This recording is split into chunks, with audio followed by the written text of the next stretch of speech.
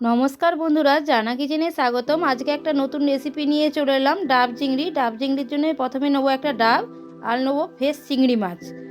এই চিংড়ি মাছে যে মশলাটা লাগবে, প্রথমে সেই মশলাটা পিষে নেবো। মশলাটা লাগবে সর্ষে, পোস্ত, নারকেল কোড়া আর কাঁচা লঙ্কা দিয়ে ভালো করে একটা মিহি পেস্ট বানিয়ে নিলাম। এখানে ডাবটা কেটে নিলাম। ডাবটা থেকে জলটাও একটা পাত্রে ঢেলে রাখবো, জলটাও কাজে লাগবে।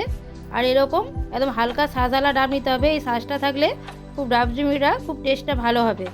চিংড়ি মাছগুলো ধুয়ে পরিষ্কার করে নিয়ে নিয়েছি। চিংড়ি মাছের মধ্যে মশলা আর যে ডাবের শাঁসটা ছিল ওইটা দিয়ে দিলাম, আর লবণ, হলুদ গুঁড়ো দিয়ে দিলাম, ডাবের জল পরিমাণ মতো, কাঁচা লঙ্কা, সরষের তেল দিয়ে ভালো করে চিংড়িগুলো মেখে একটু ম্যারিনেশন করে 10 মিনিটের জন্য রেখে দেবো।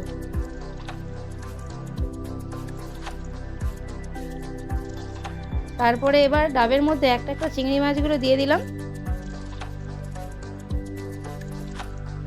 এবার মশলাটাও দিয়ে দিলাম, দিয়ে একটু ভালো করে ঠুকে ঠুকে একটু সেট করে নেব।